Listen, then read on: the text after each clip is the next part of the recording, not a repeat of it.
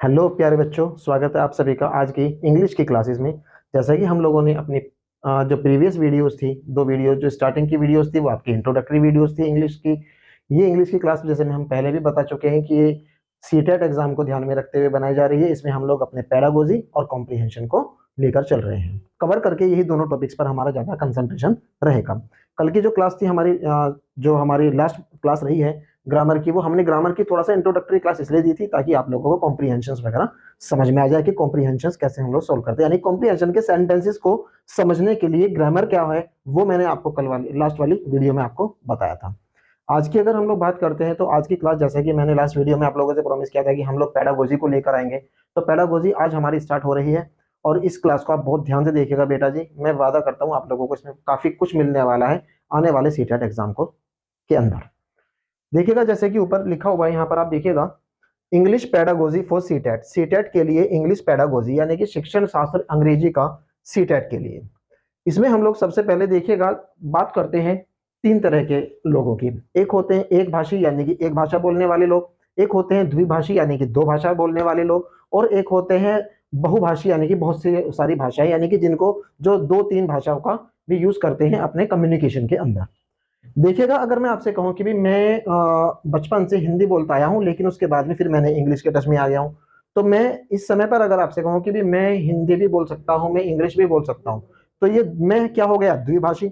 लेकिन अगर मैं कहूँ जी मुझसे इंग्लिश नहीं आती, मैं बिल्कुल पढ़ा लिखा नहीं हूँ अगर, तो होगा क्या, फिर मैं क्या कहूंगा कि जी मैं तो हिंदी भाषी हूँ और मुझसे हिंदी बोलनी आती है, मुझसे हिंदी लिखनी नहीं आती, पढ़नी नहीं आती, इसलिए मैं हिंदी बोल लेता हूँ। तो वो अगर मैं कहूं आपसे कि ऐसा व्यक्ति जो एक भाषा का ज्ञान रखता हो, ऐसा बच्चा, व्यक्ति की बात नहीं करूंगा क्योंकि चाइल्ड साइकोलॉजी हम लोग पढ़ रहे हैं सीटेट के अंदर, चाइल्ड पेडागोजी हम लोग पढ़ रहे हैं, सीडीपी हम लोग पढ़ रहे हैं, तो इसके अंदर है क्या बेसिकली कि अगर हम लोग एक बच्चे की बात करें ऐसे कि जो एक भाषा का ज्ञान रखता हो और एक भाषा को ही अपने कम्युनिकेशन में प्रयोग करता हो, तो वो होता है हमारा मोनोबाइलिंगुअलिज्म। यहाँ पे लिखा हुआ है देखिएगा, मोनोबाइलिंगुअलिज्म, मोनोबाइलिंगुअलिज्म।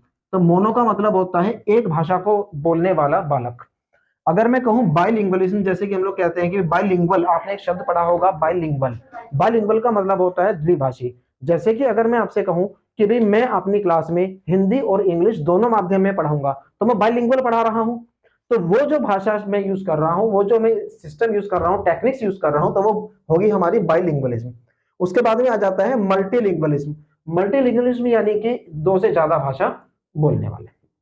ठीक है, तो यहाँ पर हम लोग सबसे पहले तीन चीजों को समझेंगे कि एक भाषा बोलने वाले, एक भाषा ज्ञान रखने वाले बालक मोनोलिंगुअलिज्म हो गए आपके, दो भाषा को बायोलिंगुअलिज्म हो गए आपके, और दो से ज्यादा भाषा के हमारे मोनोलिंगुअलिज्म हो गए आपके।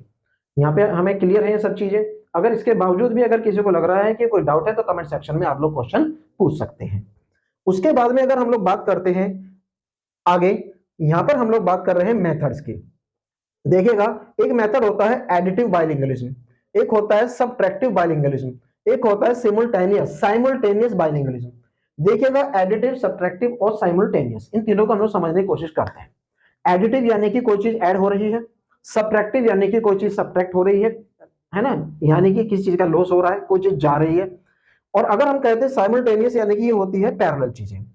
एडिटिव का मतलब क्या है, देखिएगा दो मैं बात कर रहा हूं आपके सामने, एक मैं कह रहा हूं लैंग्वेज 1 की बात कर रहा हूं, एक मैं लैंग्वेज 2 की बात कर रहा हूं। एक हमने L1 लिया और एक हमने L2 लिया, यानी कि लैंग्वेज 1 लिया हमने और एक दूसरा हमने L2 लिया, लैंग्वेज 2 लिया। जब कभी आपकी लैंग्वेज 1 ये को हमने बोला कि ये हमारी नेटिव लैंग्वेज है, नेटिव का मतलब होता है जो आपकी पहली भाषा है, वो नेटिव लैंग्वेज है, आपकी मातृभाषा वो आपकी नेटिव लैंग्वेज है। जैसे कि एक बच्चा L1 में उसकी हिंदी है, यानी कि लैंग्वेज 1 उसकी हिंदी है, नेटिव उसकी हिंदी है, और उसके साथ साथ में वो इंग्लिश भी सीखने लगता है, और इंग्लिश यानी कि लैंग्वेज सेकंड को सीखते सीखते ही उसकी लैंग्वेज फर्स्ट भी अच्छी होने लगती है, उसका भी डेवलपमेंट होने लगता है। यानी कि while learning the language second your native language is also being developed. आपकी क्या बोलते हैं, लैंग्वेज सेकंड जो है, सेकंड लैंग्वेज जो है, उसको सीखते सीखते जब आपकी फर्स्ट लैंग्वेज भी डेवलप होने लगे, तो वहां पर होती है आपकी एडिटिव बाइलिंगुइज्म। अगर आपसे मैं एग्जांपल के तौर पे कहूं कि भी एक लड़का है, वो स्कूल में जाता है सीखने के लिए इंग्लिश, और हिंदी उसकी अपनी नेटिव लैंग्वेज थी, लेकिन हिंदी में उसका हाथ तंग था, लेकिन इंग्लिश जब वो सीखता है तो वो इंग्लिश जो सीख रहा है वो बाइलिंगुअलिज्म सीख रहा है, यानी कि दोनों भाषा यूज की जा रही है। तो इंग्लिश सीखते सीखते उसकी हिंदी भी डेवलप होने लगे, तो वो होता है एडिटिव। यानी कि ध्यान रखिएगा कि लैंग्वेज 1 जो है आपकी ये भी डेवलप हो रही है लैंग्वेज 2 के साथ में, लेकिन लैंग्वेज 1 ज्यादा डेवलप हो गई लैंग्वेज 2 से। दूसरा आ जाता है हमारा सबट्रैक्टिव बाइलिंगुअलिज्म, यानी कि इसमें क्या होता है, इसमें हो रहा है आपका लॉस। इसमें क्या हो रहा है, इसमें लॉस हो रहा है आपका एक लैंग्वेज का। जैसे कि आपने लैंग्वेज 1 नेटिव आपने सीखनी शुरू करी, आप लैंग्वेज 1 आप जानते हैं, लैंग्वेज 2 आपने सीखनी शुरू करी, और लैंग्वेज 2 को सीखते हुए लैंग्वेज 1 का लॉस हो जाए, लैंग्वेज 1 का लॉस हो जाए, तो वो कहलाएगा आपका सबट्रैक्टिव बाइलिंगुअलिज्म। इसमें क्वेश्चन इस तरह के आते हैं कि भाई एक लड़का है मोहन, वो एक हिंदी भाषी राज्य में रहता है, जैसे कि वो यूपी में रहता है, और यूपी से वो चला जाता है साउथ में, तमिलनाडु में चला जाता है, या वो मैंने बोला कि वो केरला में चला जाता है जहाँ पे हिंदी भाषी नहीं है नॉर्मल, और वहां पर जाकर वो कोई जॉब करने लगता है। जॉब करते करते उसको इंग्लिश में वो अपने आप को एक्सपर्ट कर लेता है। तो जब वो लैंग्वेज सेकंड यानी कि इंग्लिश उसको एक्सपर्टीज देती है, लेकिन लैंग्वेज 1 जो हिंदी थी, जो उसकी नेटिव लैंग्वेज थी, जो यहाँ से यूपी से अपने सीख कर गया था, वहां जाते ही इसका लॉस हो गया, यानी कि ये कम हो गई, ये इसे भूल गया, तो वो क्या होगी, सबट्रैक्टिव बाइलिंगुअलिज्म होगी। ठीक है, तो अंतर यह है कि एडिटिव बाइलिंगुअलिज्म में क्या होगा कि लैंग्वेज 2 को लर्न करते करते आपकी लैंग्वेज 1 का भी डेवलपमेंट हो जाए, ठीक है, तो वो हो जाएगी आपकी एडिटिव बाइलिंगुअलिज्म, यानी कि दोनों चीजें ऐड हो गई आपकी। दूसरा क्या होता है आपका सबट्रैक्टिव बाइलिंगुअलिज्म। सबट्रैक्टिव में क्या होगा आपका कि लैंग्वेज 2 को सीखते हुए, लैंग्वेज 2 को लर्न करते हुए लैंग्वेज 1 का लॉस हो गया, यानी कि लैंग्वेज 2 जो आप सीख रहे हैं, ठीक है, उसे सीखते सीखते आपकी लैंग्वेज 1 का लॉस हो गया, तो वहां पे हो जाएगा आपका सबट्रैक्टिव बाइलिंगुअलिज्म। जैसे आपने बच्चों को भी देखा होगा कि भी अपने कोर्स पूरा करके किसी दूसरे स्टेट में जॉब करने चले जाते हैं, जॉब कर रहे या कंट्री चेंज कर देते हैं, तो वो यहाँ के भाषी ना होकर वहीं के लैंग्वेज को बोलना शुरू कर देते हैं। कभी कभी क्या होता है, भाषा शैली का भी फर्क पड़ता है। अगर हम बोले सबट्रैक्टिव बाइलिंगुअलिज्म में भाषा शैली का भी फर्क पड़ जाता है। जैसे कि आपने देखा होगा भी भोजपुरी भी बोल रहे हैं, हरियाणा में जाएंगे थोड़ी खड़ी बोली मिलेगी, यूपी में आएंगे थोड़ी कम खड़ी बोली मिलेगी, पूरब की तरफ जाएंगे और अलग तरह की बोली मिलेगी आपको, बिहार हरियाणा में जाएंगे या आप पंजाब में जाएंगे या आप झारखंड में जाएंगे, भोजपुरी का आपको थोड़ा सा बिहार में मिलता है पुट। तो ये चीजें होती हैं आपकी कि भी आप जब एक लैंग्वेज को लैंग्वेज 2 को सीखते हुए लैंग्वेज 1 का लॉस हो जाए तो सबट्रैक्टिव बाइलिंगुअलिज्म हो गया है। लैंग्वेज 2 को सीखते हुए लैंग्वेज 1 भी आपकी डेवलप हो गई, तो वो आपकी क्या हो गई, एडिटिव बाइलिंगुअलिज्म। तीसरा आ जाता है हमारा साइमल्टेनियस बाइलिंगुअलिज्म। ये ध्यान रखिएगा कि अगर साइमल्टेनियस बाइलिंगुअलिज्म की बात करेंगे तो इसका मतलब होता है पैरेलल। इसका मतलब होता है आपका पैरेलल। पैरेलल का मतलब क्या है कि लैंग्वेज 1 आपकी चल रही है, उसकी पैरेलल लैंग्वेज 2 भी चल रही है, यानी कि लैंग्वेज 1 और लैंग्वेज 2 एक साथ चल रही है डेवलप होती हुई, कोई कम ज्यादा नहीं हो रही है। ठीक है, दोनों लैंग्वेज एक साथ डेवलप होकर चल रही है, तो वो कहलाता है आपका साइमल्टेनियस बाइलिंगुअलिज्म। अभी दोबारा इसको एक बार देख लेते हैं। मोनोबाइलिंगुअलिज्म यानी कि एक भाषा बोलने वाला, बाइलिंगुअलिज्म 2 भाषा बोलने वाला, और मल्टीलिंगुअलिज्म 2 से ज्यादा भाषा बोलने वाला। उसके बाद में मैंने बताया आपका सिस्टम एडिटिव बाइलिंगुअलिज्म, यानी कि लैंग्वेज 1 का भी डेवलपमेंट हो जाना लैंग्वेज 2 को सीखते हुए, यानी कि लैंग्वेज 2 जब आप सीख रहे हैं तो नेटिव लैंग्वेज भी आपकी डेवलप हो गई। सबट्रैक्टिव बाइलिंगुअलिज्म में क्या होगा कि आपकी लैंग्वेज फर्स्ट का लॉस हो जाएगा, लैंग्वेज फर्स्ट आपकी फॉरगेट होती चली जाएगी, उसे आप भूलते चले जाओगे सबट्रैक्टिव बाइलिंगुअलिज्म में। ठीक है, और साइमल्टेनियस बाइलिंगुअलिज्म में क्या होगा कि लैंग्वेज 1 और लैंग्वेज 2 दोनों आपकी पैरेलल चलेंगी, एक साथ आप लोग इसको लर्न करते हुए यहां से चलेंगे। ठीक है, ये दोनों चीजें हमें क्लियर हो गई यहां तक की। अब हम लोग चलते हैं नेक्स्ट की, हम लोग बार बार कर रहे हैं कि लैंग्वेज भाषा है, लैंग्वेज भाषा है, लैंग्वेज भाषा है। ठीक है, मैंने बोला आपके सामने यार क्या बोल रहा है, और मैंने बोला क्या बोलता है, शब्द तो एक ही है लेकिन फीलिंग्स अलग अलग आ गई। तो लैंग्वेज का मतलब ये नहीं होता कि भी मैं इंग्लिश है, हिंदी है, मैंने बोला इंग्लिश, हिंदी, पंजाबी, उड़िया, ये सब लैंग्वेज नहीं। ठीक है, लैंग्वेज है, लेकिन लैंग्वेज है क्या बेसिकली, अगर ये समझने की बात करें तो what is language? Language is a medium, एक माध्यम है थ्रू विच, जिसके द्वारा वन कैन या समवन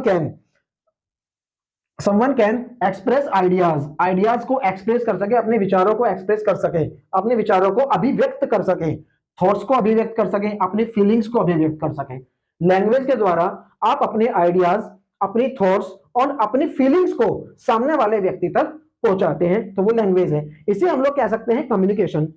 अगर मैं कहूं आपके सामने कम्युनिकेशन स्किल्स, जैसा कि प्रीवियस क्लास में हमने देखा था, वेरी फर्स्ट क्लास में इंग्लिश की, कि कम्युनिकेशन स्किल्स होता है, तो कुछ लोग कहते हैं कि जी हम आपको पर्सनालिटी डेवलपमेंट का कोर्स कराएंगे और पीडी कोर्स कराने के हम आपसे इतने पैसे चार्ज करेंगे, इतने दिन की आपकी ड्यूरेशन होगी। लेकिन पीडी का कोर्स जब वो कराते हैं आपको, तो पीडी कोर्स के अंदर आपका एक पॉइंट होता है, एक आपका सब्जेक्ट कह सकते हैं आप, एक पार्ट कह सकते हैं, पार्ट कह सकते हैं कि भी कम्युनिकेशन स्किल्स, क्योंकि पर्सनालिटी डेवलपमेंट आपकी तब तक स्ट्रांग नहीं होगी जब तक आपके कम्युनिकेशन स्किल्स स्ट्रांग नहीं होंगे। कम्युनिकेशन स्किल्स में बार बार इसलिए कह रहा हूं, पीढ़ी की चलो बात छोड़ो, पर्सनल डेवलपमेंट में नहीं सिखा रहा हूं कि भी आप ऐसे कपड़े पहनो, आप ऐसे चलो, आप ऐसे बैठो, आपका लेफ्ट फीट अंदर जाना चाहिए रूम में, पहले आप इंटरव्यू कैसे अटेंड करें। I am not talking about these all things, I am talking about communication skills, जो which is the part of a personality development course. तो कम्युनिकेशन स्किल्स के अंदर आपके 4 चीजें आती हैं, 4 पॉइंट्स आते हैं। एक आता है आपका राइटिंग स्किल्स, एक आता है आपका रीडिंग स्किल्स, एक आता है आपका स्पीकिंग स्किल्स, और एक आता है लिसनिंग स्किल्स। और अगर मैं कहूं आपसे कि if you want to be a good speaker then first you have to be a good listener. अगर आप एक अच्छा वक्ता बनना चाहते हैं तो सबसे पहले आपको एक अच्छा श्रोता होना बहुत जरूरी है, यानी कि चीजों को सुनिए तब बोलिए। तो ये लिसनिंग और स्पीकिंग की बात आई, उसके बाद में रीडिंग और राइटिंग आ जाती है। तो कम्युनिकेशन स्किल्स में हमारे चारों पॉइंट आते हैं, रीडिंग, राइटिंग, स्पीकिंग और लिसनिंग। अब समझिए कि जैसे मैंने बोला कि अपने विचारों की अभिव्यक्ति करना ही लैंग्वेज है, अपनी थॉट्स की अभिव्यक्ति करना लैंग्वेज है, अपनी फीलिंग्स की अभिव्यक्ति करना लैंग्वेज है।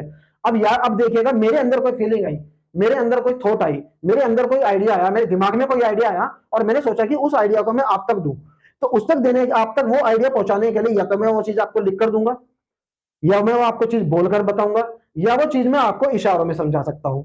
अब अगर मैं आपके सामने ऐसे कर रहा हूं तो आप क्या करेंगे, आप चले जाएंगे। मैं आपके सामने ऐसे कर रहा हूं तो आप क्या करेंगे, आ जाएंगे। तो ये साइन लैंग्वेज हो गई हमारी। अगर मैं आपसे ये कहूं, एक कमरा बंद है बिल्कुल, जिसमें से बाहर आवाज नहीं जा रही है, और आप बाहर कमरे के खड़े हैं शीशे के बाहर और आप मेरी तरफ को देख रहे हैं, और मैं आपकी तरफ को ऐसे कर रहा हूं, आजा आजा आजा, तो आवाज तो नहीं जा रही, लेकिन आप क्या करेंगे, आप भाग जाएंगे। और मैं कह रहा हूं आपसे ऐसे करके भाग जा भाग जा भाग जा, तो आप भागेंगे नहीं, आप आ जाएंगे। तो आप मेरी साइन लैंग्वेज समझ रहे हैं। तो अपनी फीलिंग्स को, अपनी थॉट्स को, अपनी आइडियाज को सामने वाले व्यक्ति तक पहुंचाने का माध्यम लैंग्वेज होता है। वो चाहे आप लिखकर बता दें, वो चाहे आप बोलकर बता दें, पढ़कर बता दें, या किसी तरह के सिंबल या साइन की मदद से आप वो चीज सामने वाले व्यक्ति तक पहुंचा सकते हैं। तो बच्चों, सिर्फ मैंने यही समझाने की कोशिश करी है कि language is a medium through which one can express their ideas, thoughts and feelings. अब लैंग्वेज की फॉर्म्स कौन कौन सी होती है, जो मैं बार बार आपसे अभी कह रहा था, लैंग्वेज की 3 फॉर्म होती है। रिटन लैंग्वेज होती है, ओरल लैंग्वेज होती है, और साइन लैंग्वेज होती है। रिटन लैंग्वेज यानी कि लिखकर दी हुई लैंग्वेज, लिखकर चीजें समझा दी गई हमने। ओरल लैंग्वेज यानी कि बोलकर चीजें बता दी हमने। और मैंने बोला साइन लैंग्वेज यानी कि सिंबल में बता दी, सिंबल डाल दिया मैंने कुछ भी आपसे। जैसे कि हम लोग क्या करते हैं, यहाँ पे मैंने 2 फेस आपके सामने बनाए, यहाँ पर आपके सामने 2 फेस बनाए मैंने, एक ये बनाया और एक भैया ये बनाया, ठीक है। मैंने बोला yesterday I was like this, कल मैं इसकी तरह से था, तो ये स्माइल फेस हो गया, यानी कि मुस्कुराता हुआ चेहरा।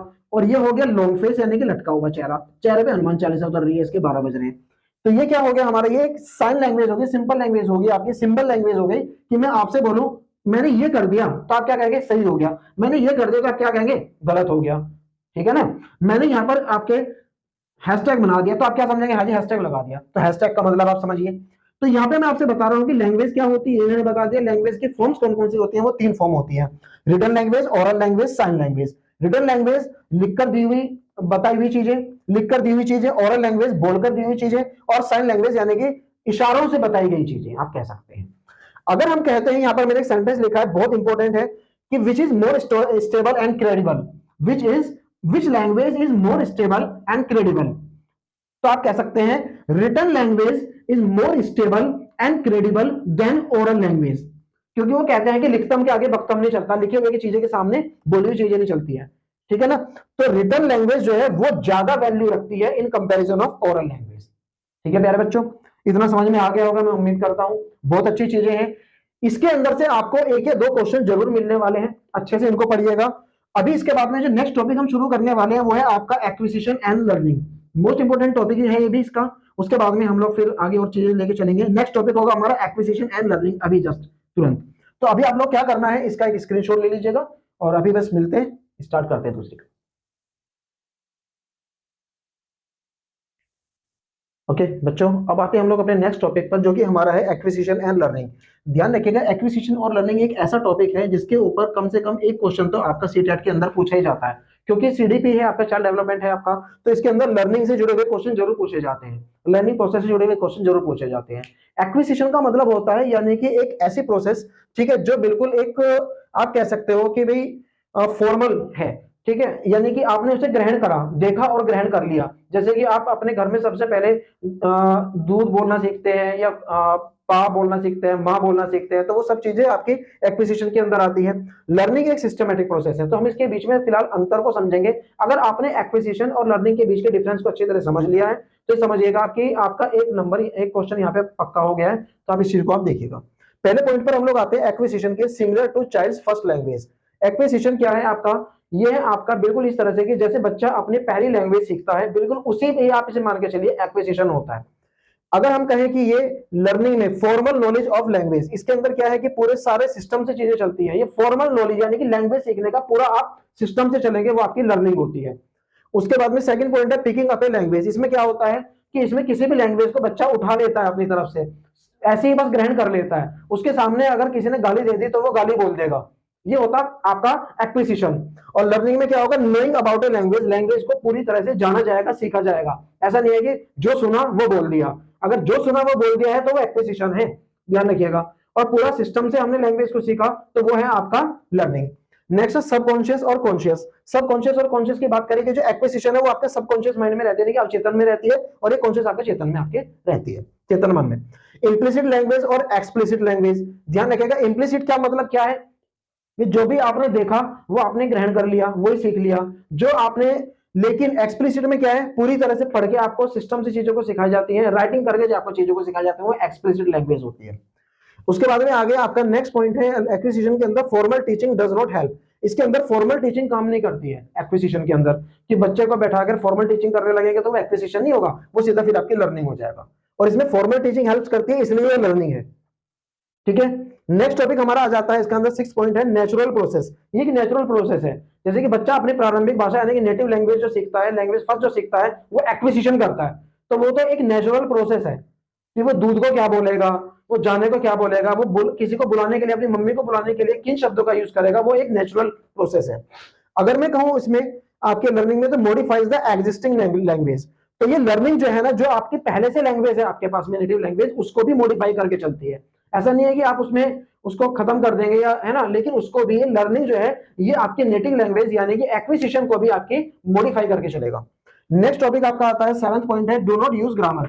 इसके अंदर जो है ना, ग्रामर के रूल्स को, ग्रामर के रेगुलेशंस को कोई भी यूज नहीं किया जाता है। इसमें सिर्फ आप बोलना सीखते हैं। आप कैसा बोल रहे हैं, आप गलत बोल रहे हैं, आप सही बोल रहे हैं, आपकी भाषा को सुनकर, बच्चे की भाषा को सुनकर सामने वाला हंस रहा है, गुस्सा हो रहा है, दैट इज एक्विजिशन।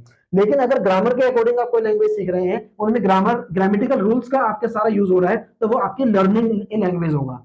उसके बाद में नेक्स्ट टॉपिक आता है फोकस ऑन प्रैक्टिकल नॉलेज। इसके अंदर प्रैक्टिकल नॉलेज पे फोकस किया जाता है, जैसे कि इसमें सिंबल के साथ में स्पीकिंग होती है, ठीक है। और इसमें जो है ना, it is a systematic process, ये पूरी सिस्टमैटिक प्रोसेस है। इसके अंदर से प्रैक्टिकल नॉलेज दी जाती है और इसके अंदर सिस्टमैटिक प्रोसेस के थ्रू आपको लर्निंग कराई जाती है। तो प्यारे बच्चों, सिर्फ एक चीज को आप समझिएगा कि प्रैक्टिकल नॉलेज अगर आप ले रहे हैं, फर्स्ट लैंग्वेज आप सीख रहे हैं, तो वो एक्विजिशन के अंदर आ गया, नहीं ग्रहण करना चीजों को। और नेक्स्ट थिंग जो आपकी आती है वो आती है लर्निंग। तो लर्निंग के अंदर हम लोग चीजों को सिस्टमैटिक तरीके से सीखते हैं, और एक्विजिशन के अंदर हम लोग सुनकर या देखकर चीजों को ग्रहण कर लेते हैं। तो ये चीजें थी आज के टॉपिक में हमारी, जो चीजें हमने डिस्कस करी है। और मैं मानता हूं कि आपके 3 क्वेश्चंस यहां से आपके पक्के हैं, जितना हम लोगों ने आज कराया है। 15 क्वेश्चन आपके इंग्लिश पेडागोजी के अंदर आते हैं, तो 2-3 क्वेश्चन आपके यहाँ से पक्के हैं, आप अच्छी तरह से देख लीजिएगा। और नेक्स्ट वीडियो में हम लोग फिर पेडागोजी को लेकर चलेंगे और कोशिश करेंगे 3 दिन के अंदर काफी कुछ बेहतर से बेहतर आपको बताने की। थैंक यू वेरी मच, आपका बहुत बहुत धन्यवाद। एक बार इसका स्क्रीनशॉट ले लीजिएगा, ठीक है।